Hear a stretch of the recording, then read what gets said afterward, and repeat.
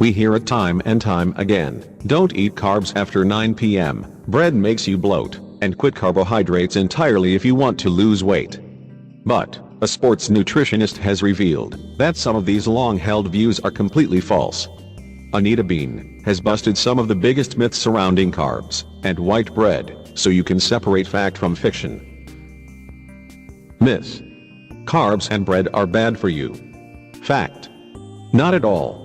Anita Bean says carbohydrate is the preferred fuel for the brain, nervous system and heart, which use about 130 grams daily. It is also an important fuel for muscles. Almost all types of activities rely on carbohydrate for energy: walking, running, cycling, playing football. They all use carbohydrate to a greater or lesser degree. Myth: bread is high in sugar.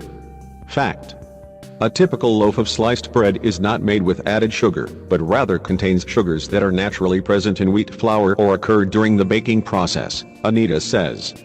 So the sugar content of the product is low. Although some types of wholemeal bread may contain a small amount of added sugar to balance the flavors, all bread easily meets the definition for a low-sugar food in the UK. Myth: bread has little nutritional value. Fact: Anita says bread makes an important contribution to your carbohydrate, fiber, iron, calcium and thiamine intakes. It also provides more than 10% of the average adult's intake of iron, zinc, magnesium, protein and B vitamins. Whole grain, wholemeal and brown bread is particularly high in fiber, and white bread is fortified with calcium, so is a good source of non-dairy calcium. Myth: carbs make me put on weight. Fact: there's no particular food or nutrient that will make you put on weight. It's eating excess calories that make you gain weight. Anita says low-carb diet plans are just not practical and unlikely to be sustainable. Eating a wide variety of foods from all food groups in appropriate amounts, as well as taking a regular physical activity that you enjoy is key. Myth: I will gain weight if I'm exercising and eating bread. Fact: Anita says carbohydrate is an important fuel for both endurance and strength activities. If you're upping your exercise regime, then eating appropriate amounts of carbohydrate-rich foods, such as bread, becomes even more important for fueling your body and helping you achieve fitness goals. Including foods such as bread in your pre- and post-workout meals ensures your body is properly fueled with the nutrients it needs. Myth: white bread is unhealthy. Fact: white bread isn't devoid of nutrients, says Anita. Although it is lower in fiber than whole grain varieties, it is fortified with calcium, iron, thiamine and niacin. Whether you opt for packaged bread, homemade or artisan bread, though, makes little difference from a nutritional perspective. The main ingredients, flour, water, yeast and a little salt, are exactly the same. Myth: bread contains added salt.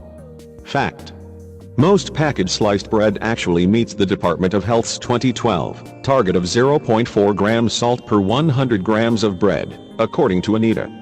Furthermore, salt in bread has been reduced by 27% over the last 10 years, and the UK has some of the lowest levels of salt in bread in the world. Salt levels are typically less than 1%, and bakers are continuing to try and reduce salt even further. Myth: crash diets will help me lose weight.